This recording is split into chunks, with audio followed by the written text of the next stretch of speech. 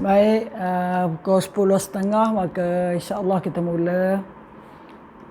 Auzubillahi minasyaitonirrajim. Bismillahirrahmanirrahim. Alhamdulillah. Assalamualaikum warahmatullahi wabarakatuh. Alhamdulillahirabbil alamin wal aqibatu lil muttaqin wala udwana illa 'alal alamin. Illa 'alal zalimin. Asyhadu an la ilaha illallah wahdahu la syarikalah wa asyhadu anna Muhammadan abduhu wa rasuluh. Allahumma salli wa barik, Allahumma salli wa sallim wa barik ala ali sayyidina Muhammad wa ala alihi wa sahbihi ajma'in. Rabbi syrah li sadri wa yassir li amri wahlul 'uqdatam min lisani yafqahu qawli. Rabbana yassir wa la tu'assir wa tammim bil khair wa la haula wa la quwata illa billahil aliyyil azim. Amma ba'd. Alhamdulillah, kita bersyukur pada Allah kerana pada pagi ini kita dapat meneruskan kuliah kita tadabbur surah As-Sajdah. Apa khabar semua? Leha apa khabar? Bib, siapa lagi tu? Oh, Fatimah. Ya, sehat alhamdulillah, ceria tu ya. Waalaikumsalam warahmatullahi wabarakatuh. Ni siapa Jas? Okey. Bib, apa khabar Bib? Ceria belaka ya, alhamdulillah. Okey. Baik, Fatimah moga sihat juga insya-Allah. Kita ada ada jiran kita, ustazah dari sini pun ada seorang, tu Nolia ya, Cik Nolia tu. Ni jiran dari Kepung ni, Segambut ya. Okey, baiklah sahabat semua, hari ini kita nak sambung kuliah kita mengenai tadabbur surah As-Sajdah ayat 13 ya. Ayat 13 boleh buka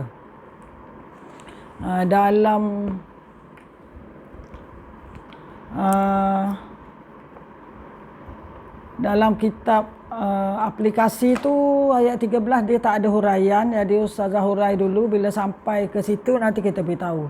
Baik, kita baca sama-sama ayat 13. Auzubillahi minasyaitonirrajim. Walau syi'na la'atayna kulla nafsin hudaha walakin haqqal qawlu minni la'amla'anna jahannama minal jinnati wan nasi ajma'in. Maksudnya, dan jika kami mahu, nescaya kami berikan kepada setiap jiwa petunjuk baginya. Tetapi telah ditetapkan perkataan dariku, iaitu dari Allah, pasti akan aku penuhi neraka Jahannam dengan jin dan manusia bersama-sama. Ya, ini surah, kita tengok dulu ayat ke-13. Baik, huraian ayat ke-13. Pertama sekali kita tengok ayat iaitu walau syi'na la'atayna kulla nafsin hudaha. Bahawa bukanlah Allah tidak berkuasa memberi taufik dan hidayah pada tiap-tiap diri manusia. Maha berkuasa untuk berbuat demikian. Maknanya Allah boleh nak beri hidayah pada manusia ni, tetapi Allah beri manusia pilihan. Jadi ayat 13 ni menjawab ayat ke-12. Allah jawab ayat ke-12. Ayat ke-12 ni adalah permohonan. Ya, permohonan orang-orang yang berdosa, orang kafir dan orang berdosa, apabila dia melihat neraka, dia tengok dah neraka, maka dia minta nak kembali balik kepada dunia. Minta nak kembali ke dunia tu kenapa? Untuk mengerjakan amal-amal soleh. Sebab mereka kata inna muqinun, ayat 12. Kami sekarang ni dah yakin. Jadi bila dia minta nak kembali ke dunia, nak buat amal soleh, lalu dijawab oleh Allah Subhanahu Wa Taala dengan ayat 13. Di mana Allah sebut, kalau kami nak hendak beri hidayah boleh aja Allah nak beri hidayah, tetapi sudah menjadi ketetapan bahawa sungguhnya aku akan penuhkan neraka Jahannam itu dengan jin dan manusia seluruhnya. Jadi hak beri hidayah, taufik hidayah tu adalah hak Allah. Allah tidak memaksa manusia untuk semuanya jadi Islam, kan, mengikut ajaran Allah. Tetapi sebaliknya Allah Subhanahu Wa Taala beri kita pendengaran, beri kita mata, beri kita telinga, beri kita hati, beri kita akal untuk berfikir, untuk memilih jalan yang benar. Kan, diberi kita jalan, pilihan jalan, nak jalan benar atau jalan yang batil, jalan yang salah. Lalu ayat yang hampir sama ada dalam surah Yasin, walau syaa rabbuka la amana man fil ardi kulluhum jami'a. Terjemahannya, jika Tuhanmu menghendaki, nescaya beriman sekalian manusia yang ada di bumi. Maknanya kalau Allah nak dalam surah bukan Yasin ya, tersasul pagi ni, Yunus, surah Yunus ayat 99 menerangkan lagi surah As-Sajdah ayat ke-13. Walau syaa rabbuka la amana man fil ardi kulluhum jami'a. Jika Tuhanmu menghendaki, nescaya berimanlah sekalian manusia yang ada di bumi. Ini maksud di sini bahawa hak beri hidayah tu adalah hak Allah Subhanahu Wa Taala. Allah boleh nak beri, tetapi Allah tidak paksa. Manusia pilihlah sendiri. Allah dah bekalkan mata, pendengaran, ada akal, ada hati, fikirlah, pilihlah jalan yang benar. Daripada ayat ni kita boleh mengambil kesimpulan bahawa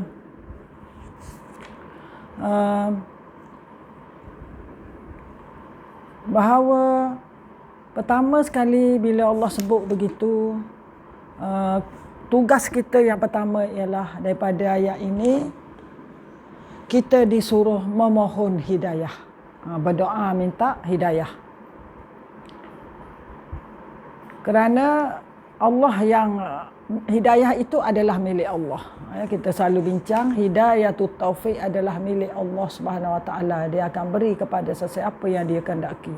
Sebab itu kita sebagai seorang Muslim hendaklah sentiasa berdoa untuk diberikan hidayah. Antara doa yang kita selalu baca dalam Rabbighfirli pun ada, wahdini, kan, wa'afini wa'fu anni ihdinas siratal mustaqim. Itu dalam sembahyang.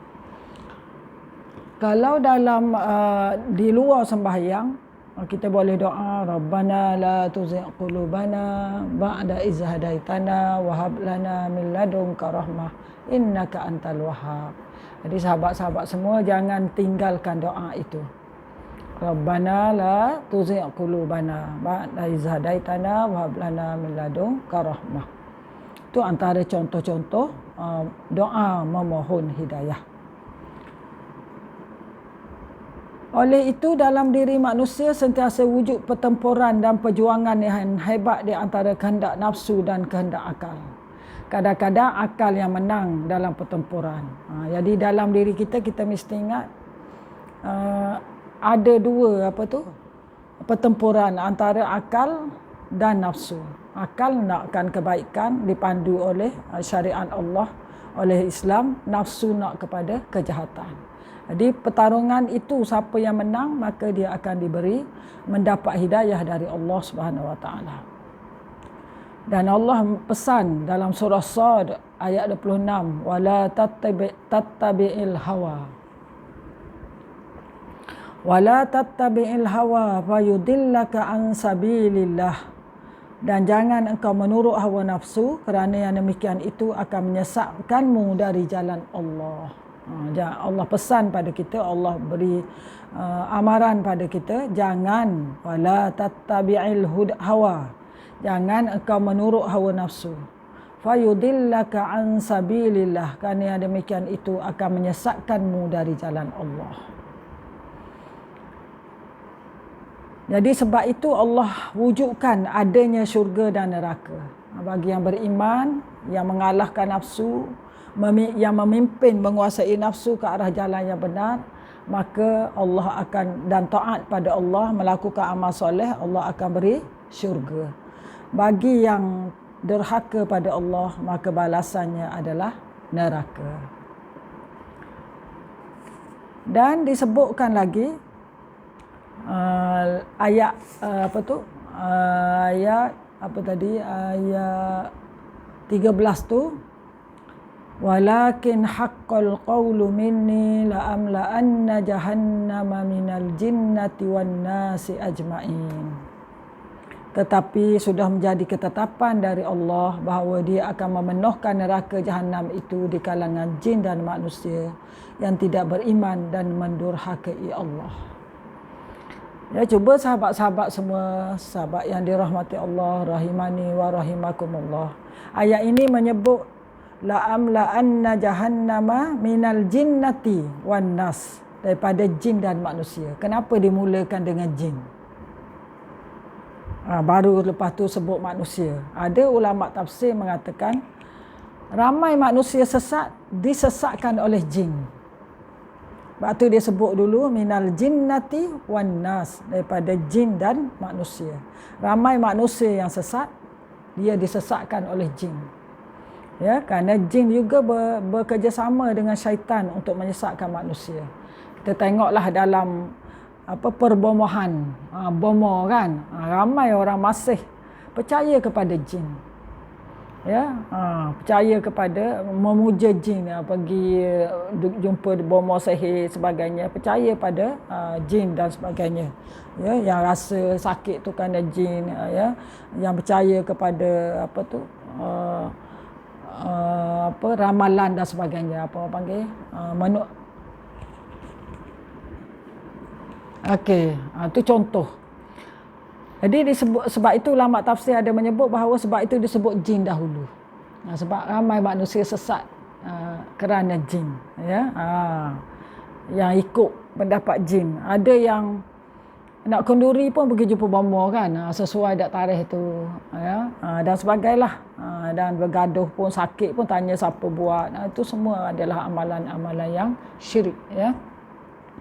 Dan kita tengok min dalam ayat itu ada perkataan minal jinnati wan nas, ya. Jadi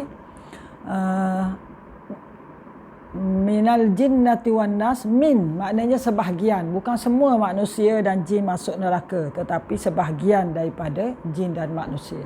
Sebab tu Allah sebut min. Maknanya di sini Allah akan penuhkan sebahagian manusia ke dalam neraka jahanam itu dari kalangan sebahagian jin dan manusia yang tak, iaitu dari kalangan jin dan manusia yang tidak beriman dan mendurhakai Allah Subhanahu wa taala. Ayat ini ada samanya dengan surah An-Nisa ayat 14. Maknanya ayat 13 walakin haqqal qaul ni ada diterangkan lagi, ada juga disebut dalam surah An-Nisa ayat 14. Wa may ya'sillaha wa rasulahu wa yata'adda hududahu yudkhilhu nara khalidan fiha wa lahu 'adzabun muhin. Surah An-Nisa ayat 14. Dan sesiapa yang derhaka pada Allah dan Rasul dan melampaui batas-batas syariat akan dimasukkan oleh Allah ke dalam api neraka. Kekallah dia di dalamnya dan baginya azab seksa yang amat menghina. Ayat surah An-Nisa ayat 14 juga ada disebut bahawa siapa yang durhaka pada Allah Rasul melampaui batas syariat, makna tidak ikut syariat Allah, maka akan dimasukkan Allah ke dalam api neraka yang kekal di dalamnya.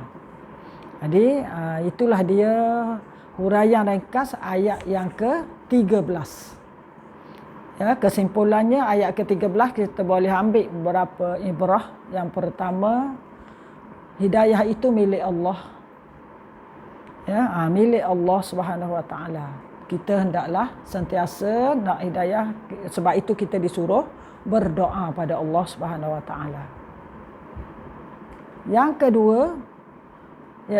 kedua ialah kita kena awas dengan nak berbomo, nak berubat boleh, tapi pastikan perubatan tu hendaklah secara Islam, ya, rawatan secara Islam, bukan yang sesat, ya. Kerana berapa ramai yang bertopengkan Islam tapi tidak Islami, ya.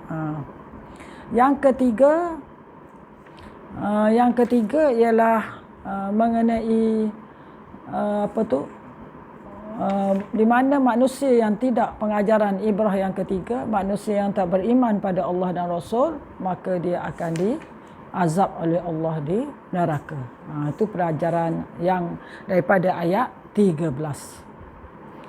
Okey, sahabat semua, boleh faham ke ayat 13? Ya.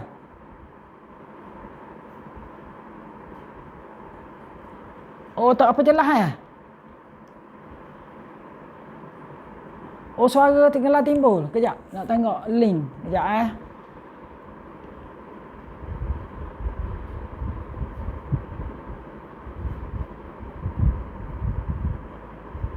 Jadi tak ni kalau Ustazah. Okay, jelas tak suara? Rasanya internet ni masalah ni. Yang ketiga, siapa ingat tadi? Ustazah cakap tak ada catatan. Yang ketiga apa tadi? Kedua, jangan terikut dengan bomo tadi kan. Yang ketiga tu apa tadi? Allah, siapa tak? Yang ketiga. Boleh dengar tak sahabat? Tak dengar Oh, dah tak dengar. Dengar tak?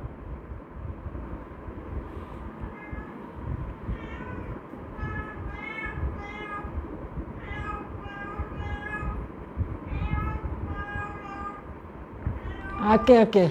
Boleh dengar? Dengar?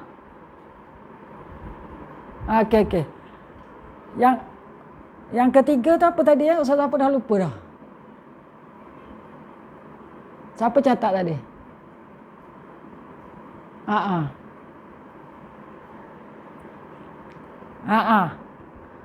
Dengan bomo dukun. Yang ketiga apa? Alah Ustaz lupa. Siapa catat ketiga?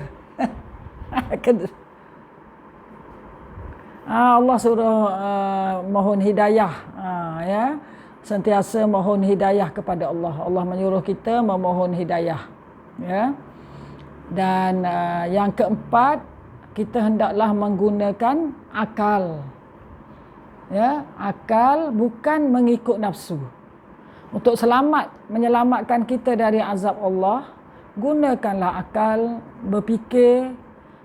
Akal itu hendaklah berpandukan wahyu. Yang keempat tu, untuk selamat dari azab Allah, hendaklah kita berpandukan akal dan Al-Quran, bukan mengikut nafsu. Jadi kalau nak pandukan akal dipandu oleh Quran, dia hendaklah belajarlah kan. Macam mana akal nak dapat ilmu kalau kita tak belajar? Maka di sini tanggungjawab kita ialah belajar supaya akal kita dipandu oleh wahyu Allah, bukan oleh ikut logik kita. Kalau ikut logik tu jadi orang liberal. Jadi puak-puak yang ikut nak dia je, ikut akal saja. Tapi kita nak selamat mestilah berpandukan kepada Al-Quran dan hadis. Akal kita dipandu oleh Al-Quran dan hadis. Maknanya dalam hidup kita ni sahabat semua, sentiasa ada pilihan. Tiap-tiap hari kita diberi oleh Allah jalan ke kanan atau kiri, jalan hidayah ataupun jalan yang sesat, ya. Jadi sebab itu pertarungan dua tu perlunya akal kita dipandu oleh ilmu wahyu. Barulah kita akan selamat menyusur hidup mengikut syariat Allah, ya. Okey. Boleh Boleh? Okey, seterusnya ayat 14. Kita tengok ayat 14 pula. Ya, ayat 14. Ayat 14. Fazuqu bima nasitum liqa'a yaumikum hadza inna nasinakum wazuqu azabal khuldi bima kuntum ta'malun. Ayat 14 maksudnya, maka rasakanlah olehmu azab ini disebabkan kamu melalaikan pertemuan dengan harimu ini, iaitu hari kiamat, sungguhnya kami pun melalaikan kamu, dan rasakanlah azab yang kekal di atas apa yang telah kamu kerjakan. Baik. Cuba sahabat semua tengok berapa kali fazuku dalam ayat ni. Fazuku berapa kali? Tengok ayat. Zuku berapa kali? 2 kali. 2 kali. Allah sebut dalam satu ayat ni fazuku tu 2 kali. Menunjukkan apa? Ulama mengatakan fazuku diulang 2 kali tu menunjukkan pedihnya azab di neraka. Allah nak tekan kepedihan azab neraka. Sebab tu Allah ulang, rasakan. Rasakan kepedihannya. Allah nak tunjuk azab neraka ini amat pedih, amat azab. Dia 69 kali ganda daripada api dunia. Api dunia satu, yang azab neraka adalah 69 kali. Baik. Jadi ayat 14 ni, di mana kesan mereka ni lupa atau menolak, tidak percaya dengan adanya hari akhirat dan pertemuan dengan Allah Subhanahu Wa Taala, maka Allah Subhanahu Wa Taala telah Allah balas mereka yang lupa tu. Kita tengok ayat tu, fazuqu bima nasitum liqa'a yaumikum haza. Maka dia kata rasakanlah. Lalu dikata pada mereka, maka rasalah azab seksa kerana kamu melupai pertemuan hari kamu ini. Sebab Allah balas mereka dengan azab neraka ni kerana mereka ni lupa kepada hari akhirat, lupa kepada Allah. Tidak, masa hidup di dunia ni mereka apa kita nak kata, mereka buat tak heran saja dengan seruan Allah, seruan Rasulullah sallallahu alaihi wasallam. Apa yang Allah suruh mereka tak ikut. Allah ajak beriman, Rasulullah ajak beriman, mereka tak beriman. Para Rasul ajak beriman, dan mereka tidak percaya pada hari adanya hari kebangkitan, hari akhirat. Maka Allah Subhanahu Wa Taala, oleh kerana mereka lupa pada Allah, maka yaumikum haza inna nasinakum, sungguhnya kami pun tidak hirau keselamatan kamu lagi. Disebabkan mereka lupa kepada Allah di dunia, maka di akhirat juga Allah lupa. Allah tak heran lagi pada mereka. Itu penting tu. Wazuku azabal khuld bima kuntum ta'malun. Dan dengan demikian rasalah azab yang kekal dengan apa yang kamu telah kerjakan. Ini huraiannya ya. Di mana kita nampak di sini biasanya perkataan zuku, rasakan, biasanya biasa kita suruh rasa tu benda sedap kan. Rasakan, cuba rasa bubur durian ni. Betul tak? Orang tak suruh kata rasa tahi kambing ni, ada suruh rasa. Tak. Rasakan azab ini. Sebenarnya perkataan zuku tu adalah perkataan yang ungkapan celaan dan cemohan. Zuku, biasa orang suruh rasa benda sedap. Orang tak suruh rasa benda tak sedap. Benda apatah lagi suruh rasa azab neraka. Maknanya di sini di mana merupakan ungkapan celaan dan cemohan dari Allah Subhanahu Wa Taala kepada ahli neraka, kepada orang-orang kafir dan golongan yang tidak beriman pada Allah Subhanahu Wa Taala. Kita mesti ingat juga, jangan kata ayat ini orang Islam selamat. Berapa ramai di zaman sekarang ni, ramai orang Islam mengucap 2 kalimah syahadah. Adakah mereka taat pada Allah dan Rasul? Adakah mereka lupa ke tidak perjanjian mereka dengan Allah dan Rasul? Itu satu. Kan? Kita mengucap syahadah makna kita beriman, mengaku, berjanji dengan Allah kita nak taat pada Allah dan Rasul. Tetapi adakah perjanjian kita itu kita kotakan, kita buat. Bagaimana yang kita mengaku asyhadu an la ilaha illallah wa asyhadu anna Muhammadar Rasulullah. Jadi jangan ingat orang Islam yang mengucap 2 kalimah syahadah selamat. Kerana yang mengucap 2 kalimah syahadah juga kalau dia melakukan syirik dan tidak bertaubat pada Allah Subhanahu Wa Taala juga akan diazab di neraka. Dan yang melakukan maksiat akan diazab oleh Allah kalau mereka tidak bertaubat kepada Allah. Baik. Lepas tu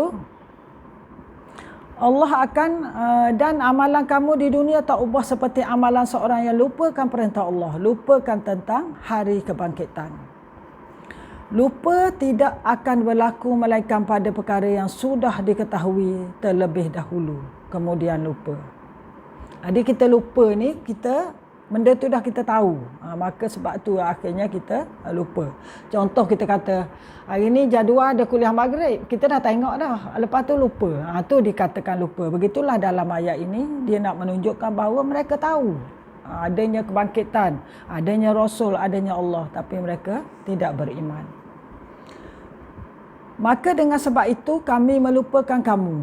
Lalu Allah pun, oleh kerana manusia yang syirik ini, kafir ini lupakan Allah dan Rasul, maka Allah tidak akan pedulikan mereka di hari kiamat nanti, di hari akhirat nanti, di hari kebangkitan. Tanpa sebarang pertolongan. Wa jazaa'u sayyi'atin sayyi'atum misluha. Surah Asy-Syura ayat 40. Dan balasan sesuatu kejahatan ialah kejahatan yang seumpama dengannya. Wazuku, ayat akhir tu, ayat akhir, wazuku azabal khuldi bima kuntum ta'malun. Akibat daripada perbuatan kamu melupakan perintah Allah, maka balasannya ialah azab yang kekal abadi, kekal di neraka. Lalu dikatakan lagi pada mereka dengan ungkapan yang menunjukkan kepastian, rasalah kamu azab neraka kekal dengan sebab kekufuran, pendustaan dan amalan-amalan buruk yang kamu lakukan di dunia dahulu. Ya, jadi rasalah. Tadi kan kita dah bincang, rasalah apa itu amalan buruk yang kamu buat. Maka amalan buruk yang melampau yang bawa kepada azab akhirat, azab neraka selamanya ialah mereka kufur pada Allah. Ya, mereka kufurkan Allah, mereka syirikkan Allah, mereka tidak beriman pada Allah dan hari akhirat dan pada Rasulullah, mereka menentang Rasul. Baik, apa ibrah dari ayat 14? Yang pertama, ibrah yang pertama. Yang pertama, masa hidup di dunia kita jangan lupa Allah. Kalau kita lupa Allah, Allah tak akan peduli pada kita. Allah akan lupakan kita di akhirat. Allah tak akan tolong kita. Itu satu. Macam mana lupa pada Allah? Tidak taat pada Allah. Buat maksiat. Durhaka pada Allah. Melakukan amalan syirik. Ya, tu. Tak peduli pada syariat. Suruhan Allah tak buat. Larangan Allah dibuat. Okey, itu satu orang yang lupa pada Allah. Tak percaya pada hari akhirat. Satu.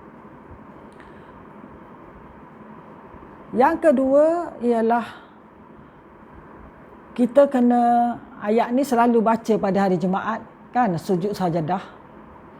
Maka apabila kita baca ayat ini, kita perlu ada yang kedua, ibrahnya ada rasa kegerunan tentang azab Allah, azab neraka. Mesti ada rasa gerun kepada azab neraka. Kenapa dalam ayat ni disebut dua kali? Ya, dua kali disebut zuku, menunjukkan azab neraka itu sangat pedih. Sangat pedih. Jadi berusahalah kita supaya mengelakkan diri daripada azab neraka. Ada satu buku membincangkan apa tu, ada ustazah ada baca besok. Kalau sahabat nak ikut boleh je. Nanti ustazah bagi iklan. Kita ada usrah dengan geng-geng sekolah. Jadi kita baca benteng dari neraka. Besok Ustazah buat iklan, kalau sahabat nak ikut boleh ya. Geng sekolah menengah. Jadi kita buat usrah. Antara yang Ustazah baca ada 2 orang pembentang, ada seorang tu pegawai JAKIM. Dia dah pencen juga, kawan Ustazah. Dan Ustazah bawa benteng berapa puluh, 71 ke berapa benteng dari neraka. Dia macam mana kita nak elak dari neraka, ada disebut dalam buku tu. InsyaAllah esok Ustazah bagi ya. Kalau siapa ada free boleh masuk pukul 9 pagi besok. Tiap-tiap Khamis, kadang lupa nak bagi iklan tu. Baik, itu pengajaran kedua. Yang ketiga, iaitu mengenai syahadah tadi. Kan ada disebut syahadah. Jadi kita sebagai Muslim yang mengucap syahadah, berapa kali sehari ucap syahadah? Semayang 5 kali. Semayang sunat lagi, tak berapa puluh kali sehari mengucap 2 kalimah syahadah. Yang wajib saja 5. Berapa kali? Wajib 9 kali ya. Wajib 9 kali kan. Sebab subuh tak ada sekali je. 9 kali yang wajib. Yang sunat tak tahu sembahyang duha, sembahyang apa. Kita mengucap 2 kalimah syahadah tu sebenarnya satu perjanjian dengan Allah. Satu ikrar kita dengan Allah bahawa kita akan ikut Allah dan Rasul. Ikut apa saja kehendak Allah dan Rasul. Oleh itu, kotakanlah perjanjian kita dengan Allah supaya kita tidak didakwa di akhirat nanti. Dijauhkan dari azab Allah, jangan melakukan dosa. Itu pun kita belajar dulu tuntutan syahadah. Banyak kitab yang terbengkalai yang Ustazah ajar tu. Okey, boleh ayat ke-14. Boleh, ada nak tanya ayat 14? Maaf ya, minum dulu. Ada soalan ayat 14?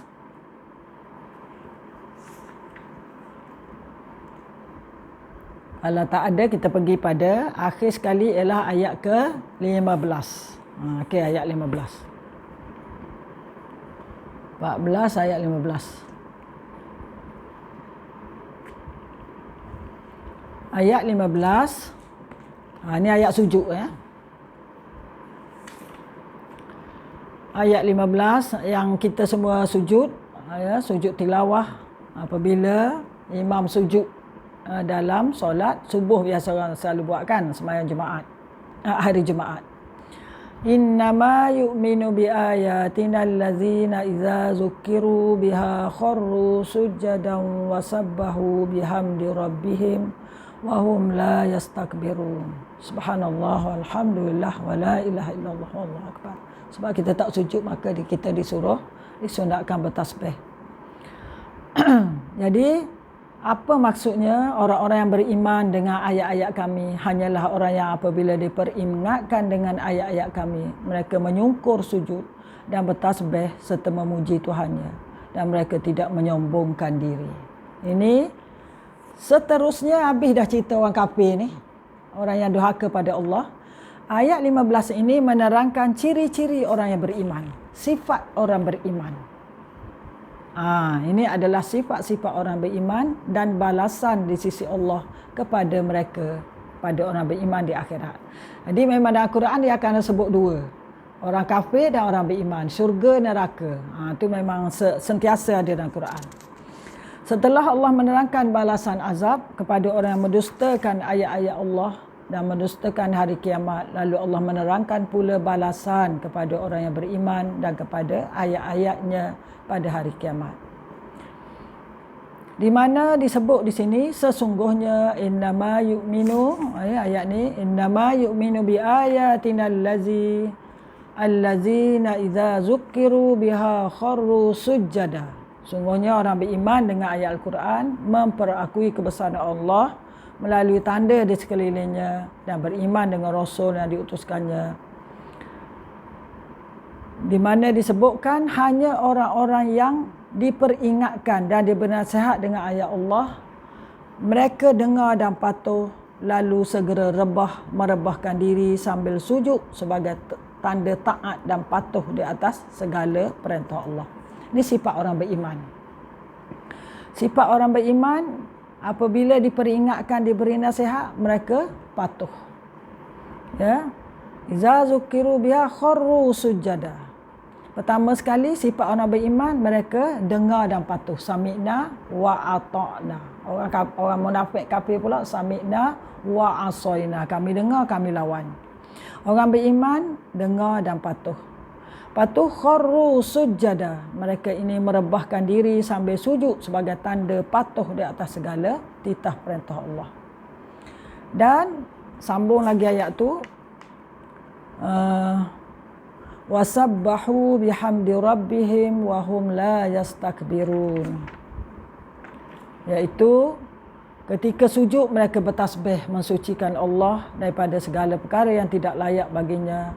Mereka memuji Allah dengan segala nikmat yang dikurniakan. Mereka tidak takabur, tidak sombong dalam melakukan ibadah dan ketaatan. Kerana orang yang takabur dan sombong akan masuk dalam neraka Jahannam dalam keadaan hina. Iaitu ayat ini juga ada disebut dalam surah Ghafir. Maksud yang sama disebut dalam surah Ghafir ayat 60. Innal ladzina yastakbiruna an ibadati sayadkhuluna jahannama dakhirin. Sungguhnya orang yang sombong takbur dari beribadah dan berdoa padaku akan masuk neraka Jahannam dalam keadaan hina. Ini cerita orang yang sombong. Baik sahabat-sahabat semua, sampai ke ayat itu kita boleh ambil pengajaran. Ada 3 sifat orang beriman. Ni boleh catat. 3 sifat orang-orang yang beriman. 3 sifat orang yang betul-betul beriman pada Allah. Pertama, yang pertama, iza zukiru biha kharru sujada. Iaitu taat dan patuh kepada semua perintah dan larangan Allah. 1.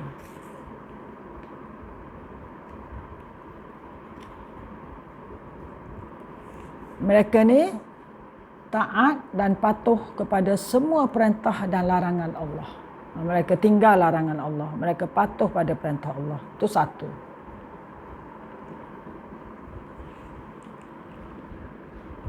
Ya, 1. Iza zukira, yang pertama ialah ulang balik ya. Mereka ni taat dan patuh pada semua perintah dan larangan Allah.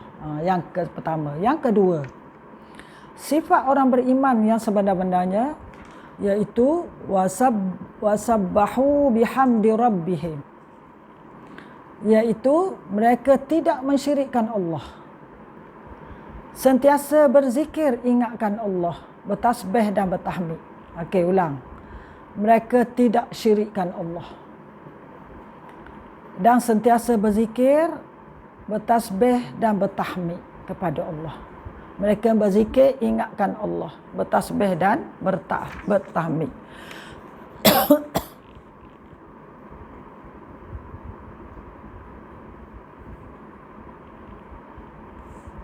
Tasbih dan bertahmid. Apa dia bertasbih? Zikir. Subhanallah. Ya, subhanallah ni sebenarnya kalau kita tengok dalam buku kitab Al-Azkar banyak. Subhanallah alhamdulillah, subhanallah wa bihamdih, subhanallah wa bihamdih, ada khalqih.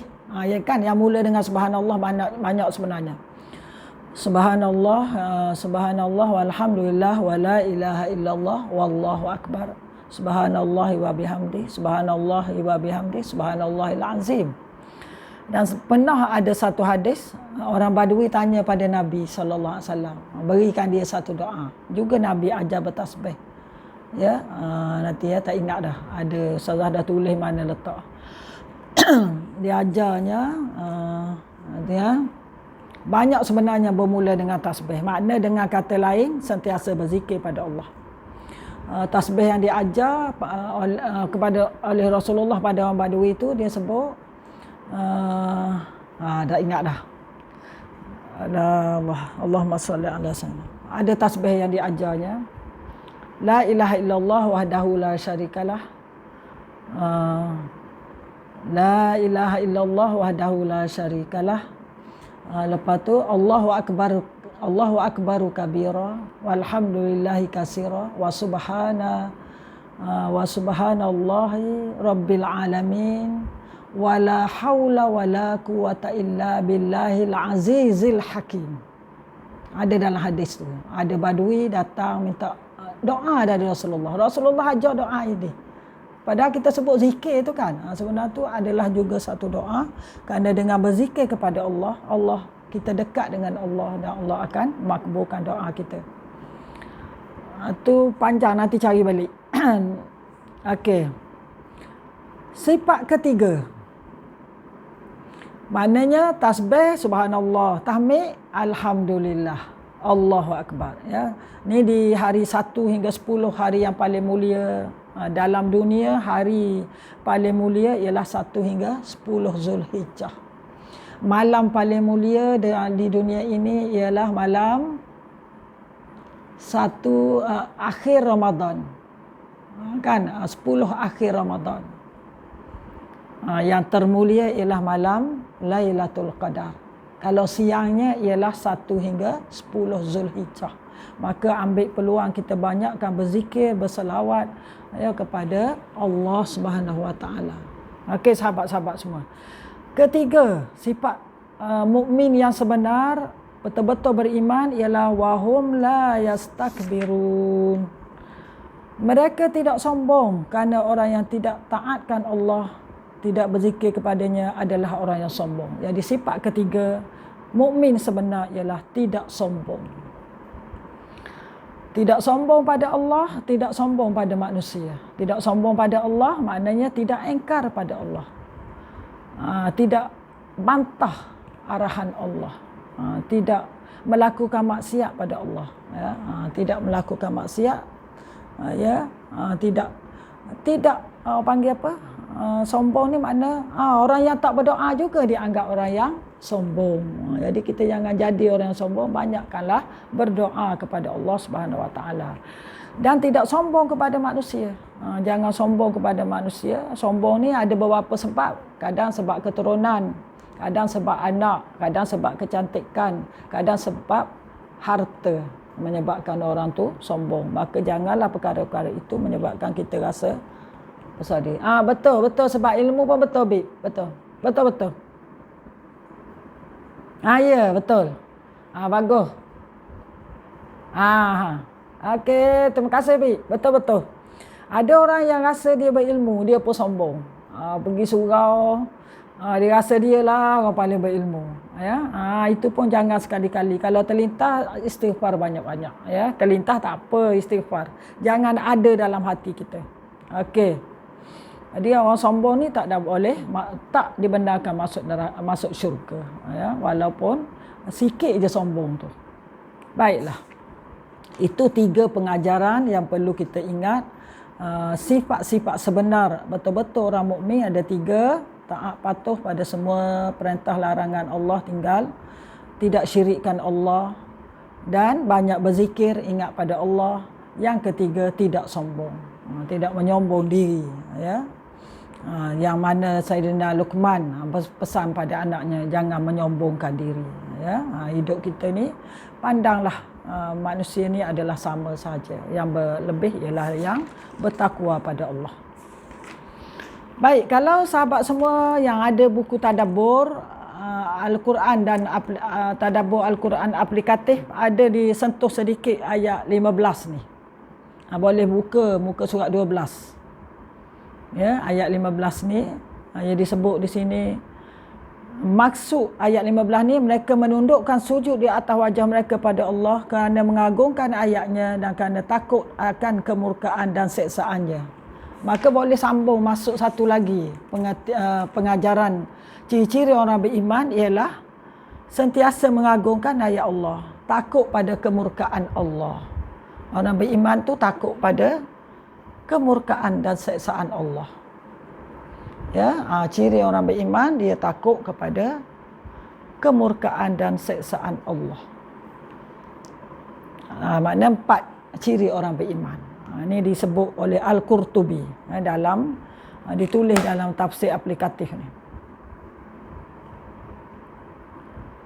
Lepas tu soalan dia, bagaimana sayugia keadaan setiap mukmin ketika mengingat ayat-ayat Allah. Iaitu dia perlu sujud pada Allah, perlu taat, patuh pada Allah, tidak takut pada kemurkaan Allah. Dan kalau kita lihat pada praktik ayat, sahabat buka muka surat 13 dalam buku tafsir aplikatif. Yang tak ada tak apa, dengar saja. Praktik ayat, praktika daripada ayat 15 ialah lakukanlah sujud tilawah ketika membaca ayat 15. Ni kita pergi masjid selalu kan, yang sahabat pergi masjid, lakukanlah sujud tilawah bila kita dengar ayat ini. Maka disuruh kita sujud. Sujud tilawah hukumnya adalah sunat, dan dituntut kita lakukannya. Baik.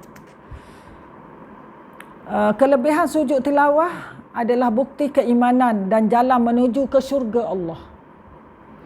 Siapa yang tidak sujud, maka dia tak dapatlah pahala sujud tu, kerana dia hanyalah sunat, tapi kita disuruh sujud. Baik. Jadi mengenai sujud tu saya tak bincanglah, kita ada dalam Quran ada 14 tempat sujud. 14 tempat ayat-ayat yang kita dituntut sujud. Jadi kalau kita baca, kita disuruh sujud, terus sujud dan bangun balik. Bangkit semula, masa sujud tu kita baca subhanallah, subhanallah bihamdih, subhanallahil azim. Baik.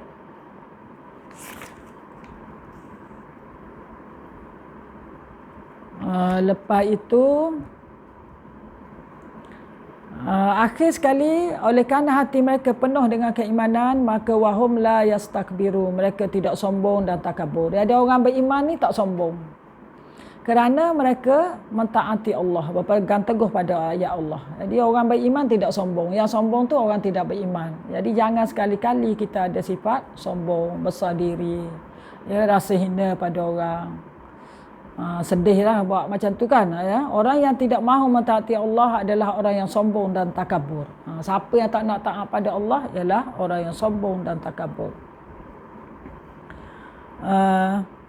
Inilah di antara sifat orang beriman, iaitu beribadah at-taqdis ma'al hamdu, bertasbih dan mensuci serta bertahmid dan taat. Dah ada tu. Jadi itulah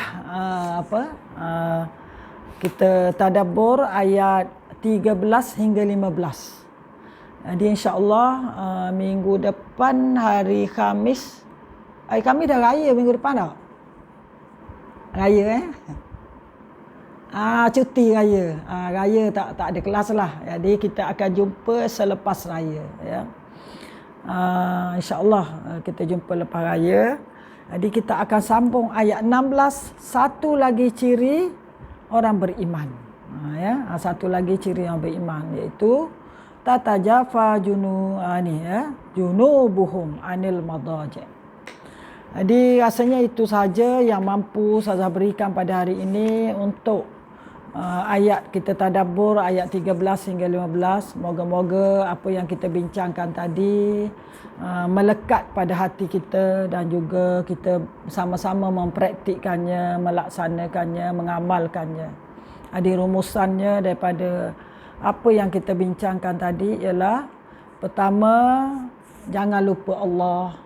Kerana bila kita lupa Allah, Allah akan lupakan kita.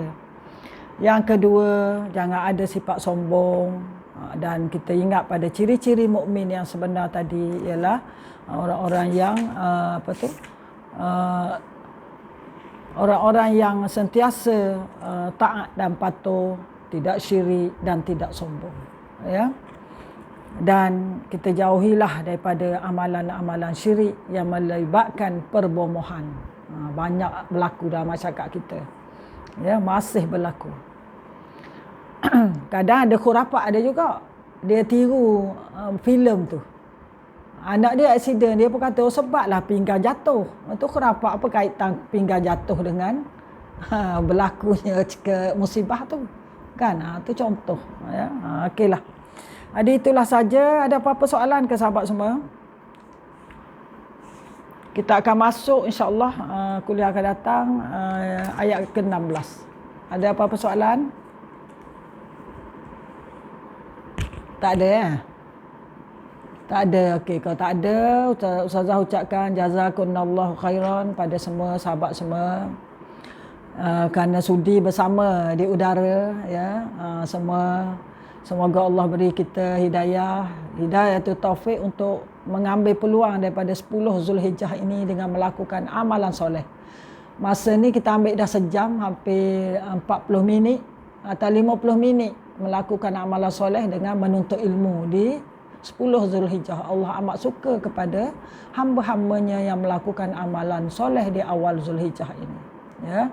Jadi itulah saja, segala yang baik itu dari Allah, kekurangan, kelemahan daripada diri Ustazah minta maaf dan mohon ampun pada Allah Subhanahu Wa Taala. Kita tutup dengan tasbih kafarah dan suratul As.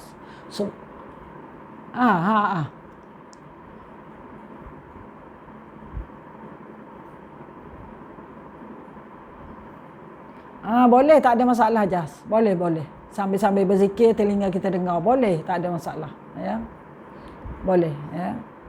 Sama. Okey, kita tutup dengan tasbih kafarah dan suratul As. Subhanakallahumma wa bihamdika asyhadu an la ilaha illa anta astaghfiruka wa atubu ilaik. Bismillahirrahmanirrahim. Wal 'asri innal insana lafi khusr illa allazina amanu wa 'amilus solihati wa tawassaw bil haqqi wa tawassaw bis sabr.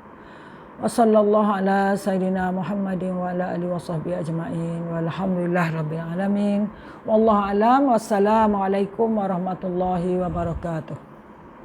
Sama-sama terima kasih semua. Jazakumullahu khairan. Terima kasih. Ya, sama-sama kasih. Assalamualaikum warahmatullahi wabarakatuh. Waalaikumsalam warahmatullahi wabarakatuh.